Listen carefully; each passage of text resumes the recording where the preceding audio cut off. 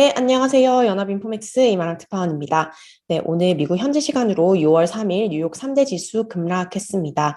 미국의 5월 고용 지표가 잘 나오면서 오히려 연준의 긴축 공포를 강화했는데요. 시황 같이 보겠습니다. 네, 오늘 다우존스 30 산업평균 지수 전장보다 1.05% 하락 마감을 했습니다. 다시 이제 32,000선으로 내려온 모습입니다. S&P 500 지수는 전장 대비 1.63% 하락하면서 4,108선에서 마감을 했습니다. 나스닥 지수가 오늘 큰 폭으로 떨어졌는데요. 전장 대비 무려 2.47% 급락을 하면서 12,012.73의 종가를 형성을 했습니다. 네, 오늘 나스닥 지수 같은 경우는 장중 2.84%까지 하락을 하면서 3% 가까운 낙폭을 보였습니다. 또한 다우 지수가 장중 300포인트 이상 하락을 하면서 3대 지수 모두 급격한 하락세로 한 주를 마무리하게 되었습니다. 네, 오늘 이제 주가가 떨어진 가장 큰 이유는 아무래도 고용 지표가 잘 나오면서 이것이 오히려 연준의 긴축 우려를 강화시켰기 때문입니다. 오늘 이제 금융시장 참가자들이 모두 굉장히 주목해온 지표인 미국의 5월 비농업 고용 지표가 발표가 되었습니다. 네, 이제 비농업 고용 지표가 생각보다 꽤 좋게 나와 버리면서 오히려 증시에는 부정적으로 해석이 되는 이런 아이러니한 상황이 펼쳐졌는데요. 우선 오늘 이제 나온 5월 지표 잠깐 간단히 보겠습니다. 네, 오늘 미 노동부가 발표를 했는데요. 미국의 5월 비농업 부문 고용이 전달 대비해서 39만 명 증가한 것으로 집계가 되었습니다. 실업률은 전달과 같은 3.6%로 집계가 되었습니다. 네, 지금 월스트리트 전문가들은 5월에 고용이 32만 8천 명 증가할 것으로 예상을 했는데요. 월가 전문가 예상치보다 더 많은 수의 신규 일자리가 창출이 된 셈입니다. 한마디로 말해서 고용시장이 더 좋았다는 뜻으로 해석을 할 수 있습니다. 또 이제 실업률 같은 경우는 전달과 동일했는데요. 3.6%로 이제 월가 예상치였던 3.5%보다는 살짝 높았습니다. 하지만 이제 3.6이라는 숫자가 지금 팬데믹 직전이었던 2020년 2월 이후에 기록한 최저 수준인 3.5%에 이제 바짝 다가가 있는 수준이고 팬데믹 기간 동안에서는 저점 수준입니다. 팬데믹이 있었던 와중 그 기간 2년간의 기간 동안에는 이제 3.6%가 가장 낮은 실업률이기 때문에 여기에서는 서프라이즈가 없었습니다. 또 이제 고용 지표에서 중요하게 보는 게 이제 시간당 평균 임금인데요. 5월에 시간당 평균 임금은 전월보다 이제 0.1달러, 0.1달러 즉 0.31% 오른 31.95달러를 기록을 했습니다. 이제 전월 대비해서 이제 단 0.1달러가 오른 건데요. 이 상승폭은 전월치와 같은 수준입니다. 경제활동 참가율 같은 경우도 62.3%로 집계가 되었는데요. 지난달에 경제활동 참가율이 62.2%였습니다. 전월 대비 아주 소폭 오른 수준입니다. 네, 오늘 전문가들 이렇게 해석을 했는데요. 고용지표의 호재가 오히려 이 증시에는 안 좋게 연결이 되었다라고 설명을 했습니다. 이렇게 설명을 했습니다. Good news is bad news라고 설명을 하면서 결국에는 이런 긍정적인 고용 지표가 증시에는 악재로 해석이 되었다. 네, 이제 이렇게 설명을 했습니다. 연준이 아직까지 이제 증시에 키를 쥐고 있다는 점을 다시 한번 드러냈다라고 얘기를 했습니다. 결국에는 이 고용 지표가 잘 나왔기 때문에 연준이 긴축 경로를 거두지 않을 것이라는 이런 우려가 오히려 투자 심리를 저해한 결과로 나타났습니다. 네, 세븐스 리포트의 전문가도 역시 이렇게 설명을 했는데요. 이 정도로 강한 수치는 would likely reverse any hopes라고 얘기했습니다. 어떤 희망을 다 이제 반전시켜 버렸다라고 했습니다. 이제 연준이 6월과 7월 FOMC에서 50bp 빅 스텝을 단행한 후에 9월에 잠깐 쉬어가겠다라는 기대감을 일축을 시켰다라고 얘기를 했습니다. 아직 노동시장이 굉장히 견조한 수준이기 때문입니다.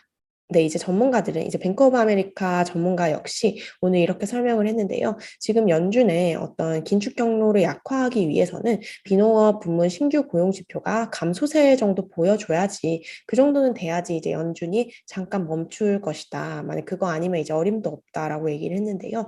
역시 이제 오히려 시장 예상보다 잘 나오면서 시장의 우려를 다시 한번 촉발을 한 모습입니다. 네, 또 이런 분석이 나왔는데요. 지금 시장이 추세적인 약세장에 진입을 했기 때문에 이제 지난해 테마였던 저점 매수, 바이 더 딥이 아니라 지금은 셀 더 랠리라는 이 내러티브가 시장을 지배를 하고 있습니다. 이제 저점이 왔을 때 사는 것이 아니라 조금이라도 주가가 오르면 이걸 팔아버려라라는 심리, 이제 여기서라도 이제 조금 수익을 얻고 떠나자라는 셀 더 랠리 혹은 셀 더 립이라는 내러티브가 이제 시장을 지배를 하고 있기 때문에 오히려 이제 주가가 조금 지난주에 랠리에 있어서 회복을 했기 때문에 결국 이제 지난주 주가 랠리를 그대로 반납을 하고 또 나름대로의 이 고점에서 팔고 싶어 하는 투자자들이 상당했다는 것을 알 수 있습니다. 이렇게 설명을 했는데요.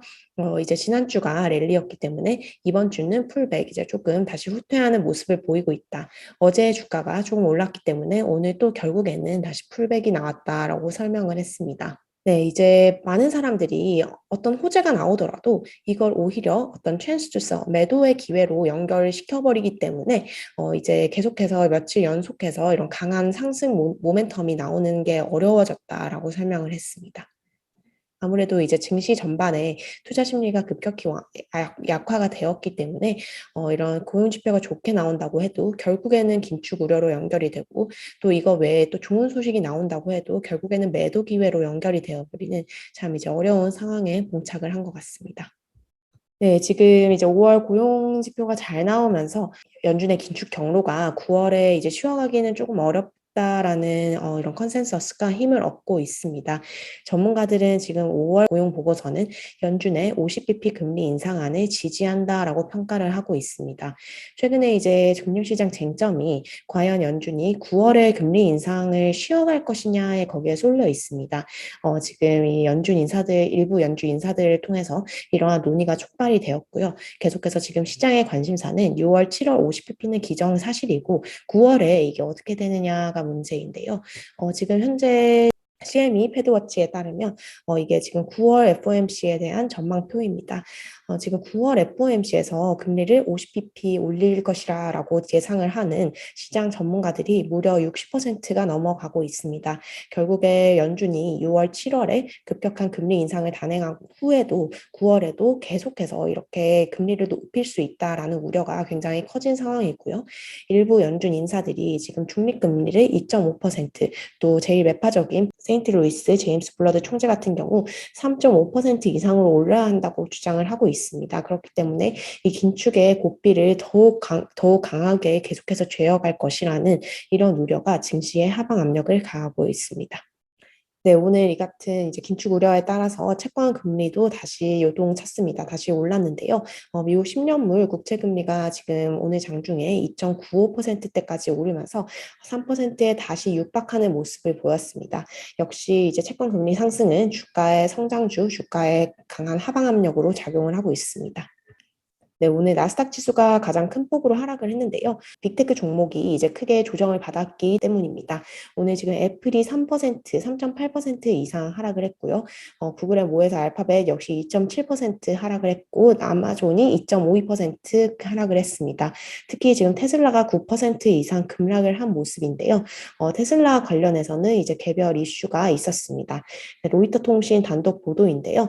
일론 머스크 테슬라 CEO가 이제 임원진들에게 지금 테슬라가 고용한 직원의 10% 정도를 감원해라라는 지시를 내부 임원들한테 이러한 지시를 했다라고 보도를 했습니다. 또한 이제 신규 채용을 이제 모두 중단을 한다고 밝혔고요. 또 일론 머스크는 지금 미국의 경제에 대해서 아주 어떤 안 좋은 예감이 든다라고 얘기를 한 것으로 알려졌습니다. 네, 지금 테슬라 같은 경우는 4월에서 5월 2달 동안 중국의 봉쇄를 겪었기 때문에 굉장히 좀 어려운 상황에 있습니다. 워싱턴 포스트에 따르면 테슬라의 이 전기차 생산량의 절반 이상이 이제 테슬라 상하이 공장에서 이루어지고 있는데요. 지난 4월 그리고 5월 동안 테슬라가 이제 상하이가 셧다운되면서 테슬라 지금 차량의 생산이 상당히 좀 차질이 빚어진 것이 사실입니다. 이런 우려도 있기 때문에 지금 월가 투자 은행들 예를 들어서 코엔 같은 경우 오늘 테슬라 목표 주가를 큰 폭으로 하향을 했습니다.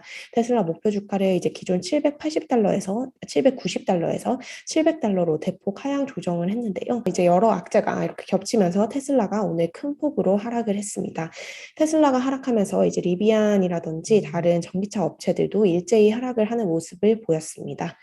네, 오늘 또 애플이 큰 폭으로 하락을 했습니다. 뉴욕 증시 최우량 종목 뉴욕 애플 하락을 했는데요. 네, 오늘 이제 모건 스탠리에서 애플에 대한 부정적인 소식이 나왔습니다. 모건 스탠리가 투자자들에게 이런 서한을 보냈는데요. 지금 애플 앱스토어의 성장세가 조금 좋지 않다. 그렇기 때문에 이제 애플의 주가에 단기간 하방 압력을 가할 수 있다라는 조금 부정적인 의견을 냈습니다.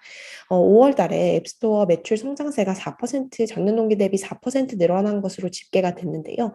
이게 지금 전월치에 비하면 거의 반토막이 난 수준입니다. 앱스토어가 지금 좀 부진한 흐름을 보이고 있고 이에 따라서 지금 애플 또한 이제 뭐 코로나 팬데믹에 따른 이런 공급망 차질이라든지 이런 영향을 그대로 받고 있는 회사입니다. 그렇기 때문에 모건 스탠리가 애플에 대한 조금 부정적인 이제 우려감을 표현을 했고요. 하지만 이제 애플에 대해서는 비중 확대, 즉 매수 의견을 유지를 했는데요. 이런 어려운 여건, 예를 들어서 경기 침체가 온다고 하더라도 애플은 다른 기업에 비해서 굉장하게 강한 회복력을 가지고 있는 기업이기 때문에 여전히 매수에 상응하는 등급을 유지를 하긴 했습니다.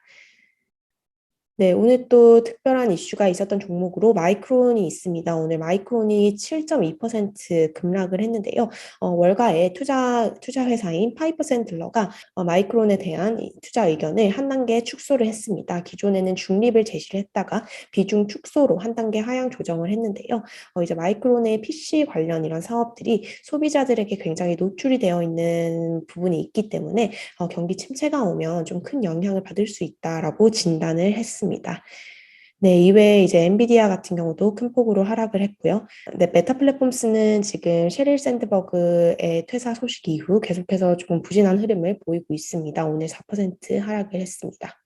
네, 오늘 연준 인사들의 발언도 나왔습니다. 계속해서 이제 9월 금리 인상 중단설에 조금 찬물을 끼얹는 발언이 오늘도 계속 이어졌는데요. 로레타 메스터 클리브랜드 연은 총재가 이런 발언을 했습니다. 한마디로 말해서 본인은 9월에 중단해야 한다고 생각하는 쪽이 아니다라고 설명을 했습니다. 한마디로 말해서 네, 이렇게 설명을 했는데요. 지금 시장의 가장 큰 관심사는 9월에 50bp 인상 여부이다라고 얘기를 하면서 하지만 자신은 9월에 금리 인상의 중단을 지지하지 않는다라고 설명을 했습니다. 지금 메스터 총재는 앞서서 6월과 7월에 각각 50bp 금리 인상을 지지한다고 이미 밝힌 바가 있습니다. 또 이제 9월에 50bp 금리 인상을 하는 것도 여전히 유효하다라고 얘기를 했는데요. 이제 9월 회의까지 가서 인플레이션이 씹고 있다는 강력한 근거를 보지 못한다면 그 회의에서 그 회의에서는 아마도 50bp 인상이 있을 것이다라고 설명을 했습니다. 한마디로 말해서 9월 FOMC까지도 인플레가 좋지 않다면 9월에도 50bp 금리 인상이 그대로 이어질 수 있고 금리 인상을 쉬어간다는 것은 조금 어렵지 않겠느냐라는 얘기를 한 모습입니다. 어제 이제 연준 부의장의 발언과 거의 이제 일맥상통하는 부분입니다. 네, 지금 계속해서 월가 유명 인사들 또한 부정적인 견해를 보이고 있습니다. 며칠 전에 JP모건 CEO 제이미 다이먼이 이런 표현을 했는데요. 미국 경제가 이제 허리케인, 어떤 폭풍을 이제 맞이할 수 있다라면서 brace yourself, 준비를 하라라는 이런 경고 아닌 경고를 했는데요. 네, 이제 세계 최대 자산운용사인 블랙락의 CEO 레리 핑크도 비슷한 발언을 했습니다. 블룸버그 통신과의 인터뷰를 통해서 이렇게 얘기를 했는데요. 연준이 인플레를 통제하지 못했고 수년간 이 인플레가 지속이 될 것이다라고 얘기를 했습니다. 인플레 고점론에 찬물을 확 끼얹는 이런 발언인데요. 또 금융시장에 대해서는 하반기 회복 가능성에 대해서 어렵다라고 얘기를 했습니다. probably not이라고 얘기를 했는데요. 이제 하반기에 올해 연초에 있었던 이런 어려운 이런 낙폭을 회복할 수 있느냐의 질문에 조금 부정적인 견해를 보였습니다. 월가 애널리스트들도 계속해서 부정적인 의견을 내놓고 있습니다. 오늘 이제 새롭게 나온 의견이 뱅크 오브 아메리카의 주식 수석 전략가 발언인데요. 마이클 하트넷이 이런 표현을 썼습니다. 앞서서 이제 설명드렸는데 만약에 이제 연준을 여기서 막을 수 있는 것은 비농업 고용 지표가 마이너스 수준 나와야지 이제 연준이 멈출 것이다라고 얘기를 했습니다. 한마디로 말해서 계속해서 연준은 긴축의 강도를 높여갈 것이고 그리고 네, 이렇게 설명했죠. No fun till 네, no fun till bed is done이라는 얘기를 했습니다. 연준이 그만할 때까지, 긴축을 관둘 때까지는 이제 재미를 보기는 어렵다라고 설명을 했고요. 네, 또한 이제 최근 다시 급등하고 있는 유가에도 좀 주의를 해야 한다, 이걸 좀 지켜봐야 된다라고 얘기를 했는데요. 지금 WTI 가격이 배럴당 118달러 선을 가리키고 있습니다. 하지만 이제 여름이 다가오고 원유 수요가 오르면서 또 공급 문제는 여전히 해결이 되고 있지 않기 때문에 이제 유가가 다시 한번 급등해서 인플레 우려가 또 증폭이 될 수 있다라고 얘기를 했습니다. 네, 또 대표적인 월가의 이제 약세론자의 베어인데요. 모건 스탠리의 마이크 윌슨 계속해서 이런 의견을 내놓고 있습니다. 마이크 윌슨 같은 경우는 지금 이런 시장의 반등이 일어난다고 하더라도 이건 베어 마켓 랠리이기 때문에 이제 추세적인 약세장에서 잠깐 반등하는 흐름이기 때문에 해봤자 이제 5% 정도밖에 못 먹는다라고 계속 얘기를 하고 있습니다. 또 이제 윌슨 전략가 같은 경우는 미국 기업 실적에 대해서 조금 우려를 표하고 있는데요. 바로 어제 같은 경우 마이크로소프트가 지금 4분기 회계연도 4분기 가이던스를 하향 조정하면서 조금 마이크로소프트 주가가 흔들리는 모습을 보인 바가 있습니다. 윌슨 전략가는 이렇게 설명을 했는데요. 기업들의 전반적인 수익 수정치가 낮아지고 있으며 심지어는 지금 마이너스를 전망하는 기업들도 늘어나고 있다라고 얘기를 했습니다. 지금 윌슨 전략가가 S&P 500에 상장된 기업들의 EPS 전망치를 기존 238달러로 제시를 했는데요. 이것을 231달러로 내리기도 했습니다. 네, 오늘 또 다른 월가 분석가 중에서 지금 파이퍼 샌들러의 기술적 분석가가 오늘 S&P 500 전망치를 또 하향을 했습니다.